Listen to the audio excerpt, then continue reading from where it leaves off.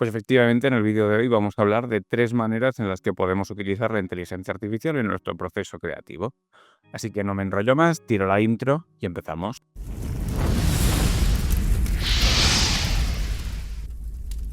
Creo que es importante, antes de ver estas 3 maneras en las que podemos utilizar la inteligencia artificial en nuestro proceso creativo, entender un poco precisamente eso, lo que es el proceso creativo, ¿no?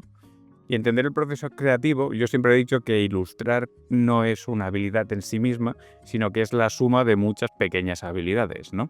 Dentro de lo que haces de una ilustración, pues tienes que saber diseñar, pues el concepto de lo que es la imagen, saber un poco cómo diseñar un personaje, cómo diseñar un fondo, saber componer, saber tal. Todo esto son habilidades concretas que se aprenden de manera independiente, luego obviamente todas van juntas, pero digamos que son habilidades concretas. Hay gente que sabe mucho de anatomía y sabe poco de perspectiva, porque por ejemplo para diseño de personajes, pues la perspectiva quizá no te sea tan útil como el saber pues cómo funciona por la anatomía y todo este tipo de cosas, cómo diseñar una ilustración. Hay gente que sabe más dibujar que colorear, porque realmente ha aprendido más cómo funcionan las formas, cómo funcionan las líneas, cómo funcionan los volúmenes, pero quizá no tanto temas de teoría del color. Y esto también es una cosa que, aunque podamos entender que todas estas habilidades forman parte de una única habilidad o superhabilidad, que la que podemos llamar ilustrar, realmente tenemos que entender que son habilidades que funcionan de manera independiente.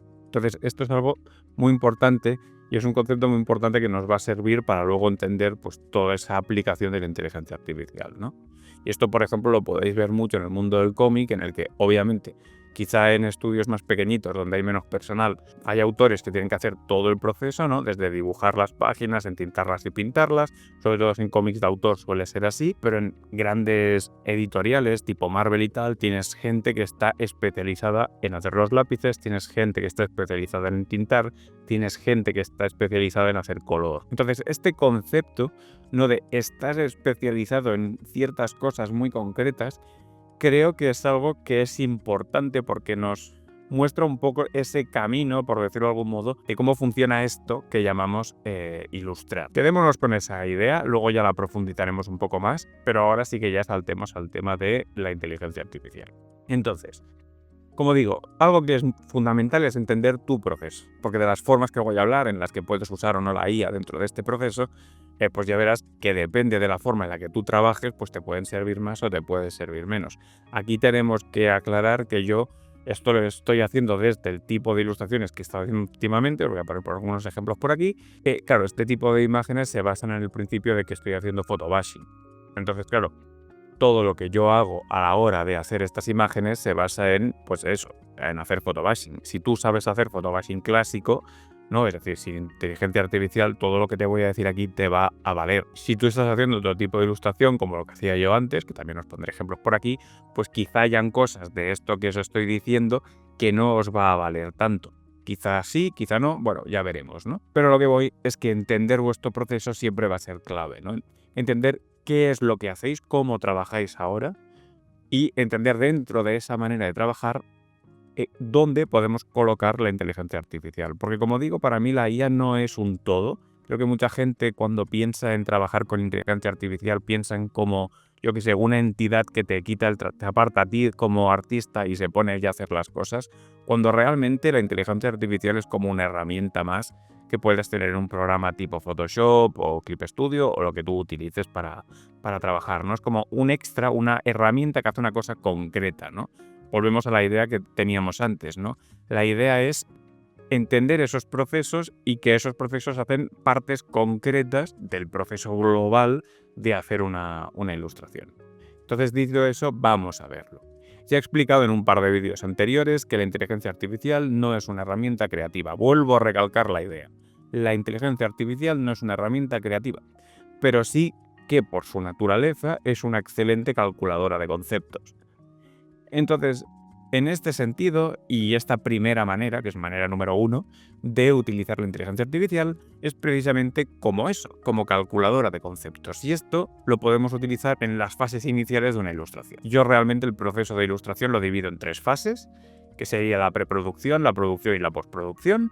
Preproducción sería todo lo que implica las ideas, es decir, todos los que son conceptos, bocetos, mood board, toda la parte de investigación, independientemente de cómo lo hagas, porque según el estilo, la manera que tú tengas de hacerlo, lo vas a hacer de una manera o de otra, pero esa fase tiene que existir.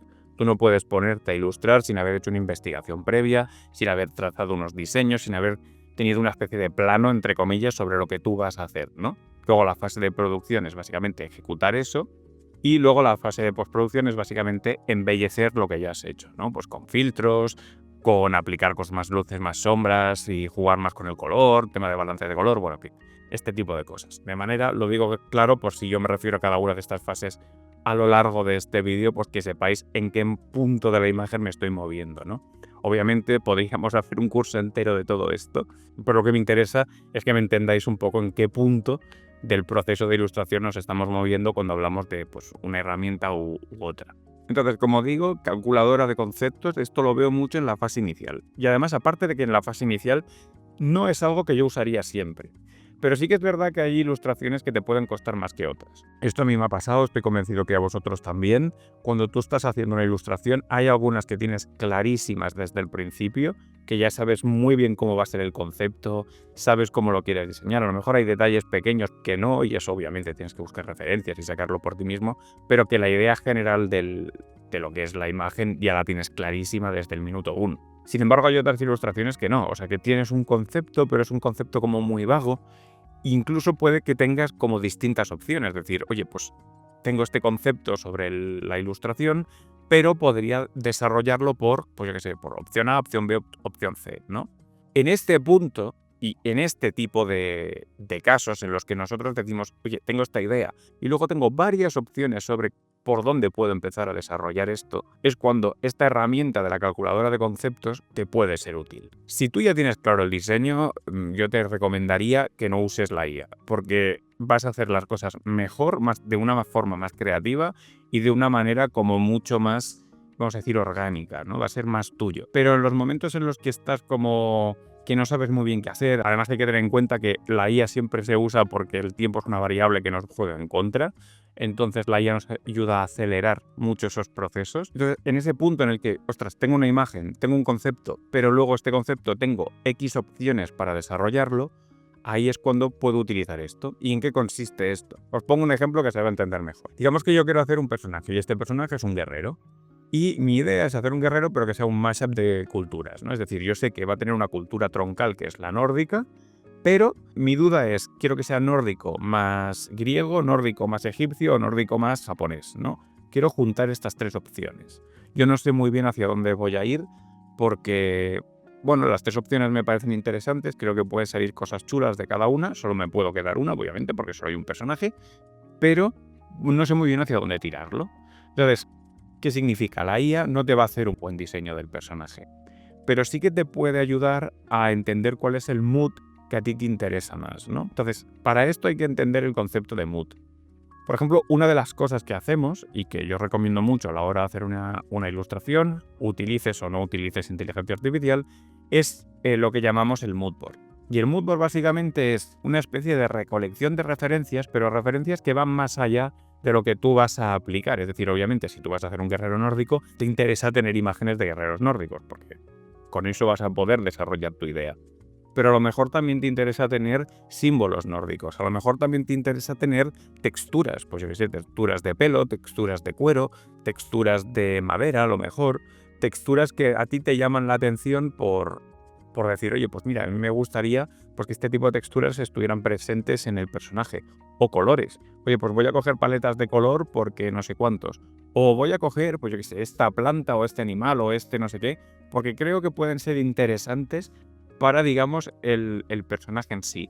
El mood board básicamente es un poco algo que sí que es verdad que te marca el diseño y te puede ayudar a hacer ese diseño, pero también te tiene que ayudar con ese concepto de mood, ¿no? Ese concepto de, vamos a traducirlo como ambiente, cómo se sintoniza, qué te hace sentir ese personaje, ¿no? ¿Cuál es la emoción que ese personaje te va a transmitir? Y hay elementos que a lo mejor no están presentes directamente en el personaje, pero que sí que te transmiten esa emoción. Y el mood board es una herramienta que sirve para eso, para que te enseñe un poquito la emoción que tú quieres que ese personaje, ese diseño, transmita una vez lo tengas acabado. Volviendo a la IA no te va a dar un buen diseño, eso ya lo sabes, porque no es una herramienta creativa, por lo tanto un buen diseño no te lo va a dar.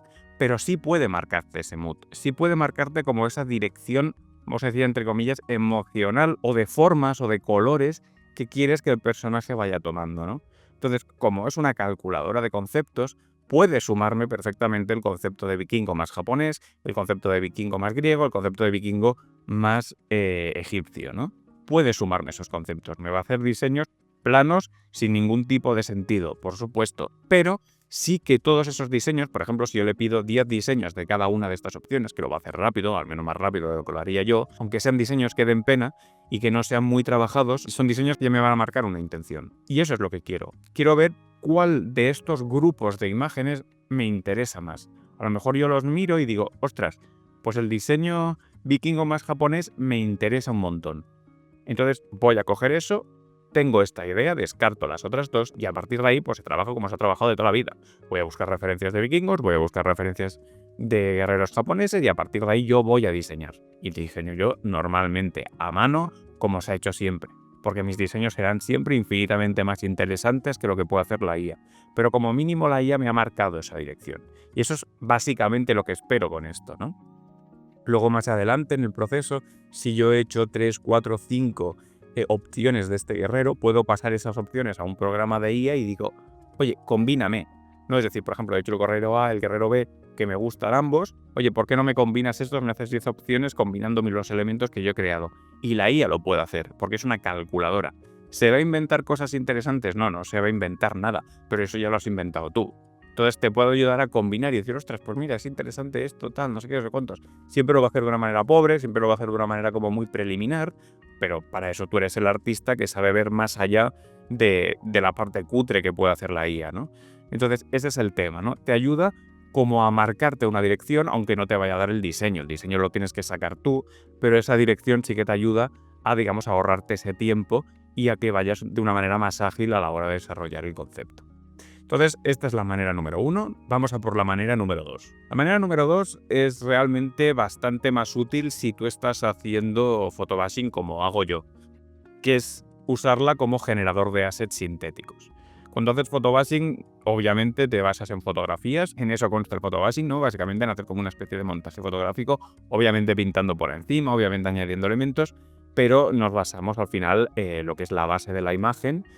Son fotos, es decir, tú haces un boceto, entiendes los elementos que van a ver en una imagen, dices, mira, pues yo quiero aquí un elemento de un templo, o quiero un elemento de un bosque, o quiero aquí una roca, unas montañas, un no sé qué, no sé cuántos. Tú vas montando un poco esto, tienes un boceto que lo has hecho a mano, como hemos dicho antes, ¿no? El diseño, toda esa parte de diseño la vas a hacer a mano. Pero una vez tienes ese boceto, dices, vale, pues entiendo la imagen que tengo que hacer, pues yo qué sé, necesito un cielo, necesito unas nubes, necesito unas montañas, necesito etcétera, y vas haciendo como una lista de cosas que tú necesitas tener en formato fotográfico para luego recortar las partes de esas fotos, irlas poniendo y luego irlas juntando, ¿no? Un poquito sería esto, luego puedes pintar por encima, depende un poco del tipo de composición fotográfica que vayas a hacer. Hay gente que directamente lo hace todo con fotografías sin intervenir manualmente, ¿no? Sin dibujar por encima. Hay gente que dibuja por encima de esas fotografías. Eso ya cada uno tiene su manera. A lo que voy es que la IA te puede servir para darte esas imágenes de base. Es decir, si yo necesito un cielo, le puedo pedir a la IA un cielo. Si yo necesito unas montañas, le puedo pedir a la IA esas montañas. Si yo necesito, yo qué sé, un templo, le puedo pedir a la IA el templo. O le puedo, yo qué sé, voy a hacer una ciudad futurista, pues le puedo pedir edificios individuales a la IA, hazme edificios futuristas, y te va haciendo los edificios, tú los recortas y los vas componiendo para hacer la ciudad, ¿no? Se trata un poquito de eso, de pedirle los assets, pero luego sobre esos assets tú vas a ir trabajando, ¿no? Pues a lo mejor yo que sé, le pides edificios, te da unos cuantos edificios y tú con trozos de esos edificios compones un edificio nuevo o adaptas ese edificio al edificio que tú tenías. Es un poquito ese tema, ¿no? Te da el asset, pero el que lo tiene que cocinar, el que tiene que acabar de hacer esa transición de lo que es el asset puro, lo que es la foto, igual que usarías una foto pues, de un stock o de lo que sea, pues tú en lugar de sacarlo del stock, pues lo sacas de la IA, se lo pides a ella un poco a la carta y ella te da esas fotos que tú trabajarás del mismo modo. Entonces, es útil para esto. También recuerdo cuando yo empecé a hacer la IA hace ya un par de años y lo utilizaba para hacer fondos, ¿no? Siempre he puesto este ejemplo de la colección que hice del Antris, pero en la segunda fase del Antris, ¿no? La primera la hice yo 100% a mano, la segunda los personajes están hechos por mí, o sea, están dibujados por mí, pero como podéis ver, os voy a poner por aquí ejemplos, los fondos están hechos con inteligencia artificial. En este punto estamos hablando que esto está hecho con Stable Diffusion 1.4, por lo tanto es una IA súper cutre. A día de hoy lo hubiese hecho infinitamente mejor porque la calidad de la IA es bastante superior a esto. Pero bueno, para que veáis un poco el tema, ¿no? Es decir, podéis trabajar de este modo híbrido aunque no estéis haciendo photobashing como estoy haciendo yo a día de hoy. Es importante entender eso y también podéis usar modelos que sean más dibujísticos, más tal. A lo mejor tenéis que pintar por encima de lo que hace la IA y de que lo que os vaya a hacer os puede dar como una base, pero sobre esa base tenéis que seguir trabajando. Y eso es algo que yo recomiendo mucho. No os quedéis con lo que os da la IA tal cual, siempre trabajar encima de eso, porque lo que os da la IA tal cual nunca está al 100% bien.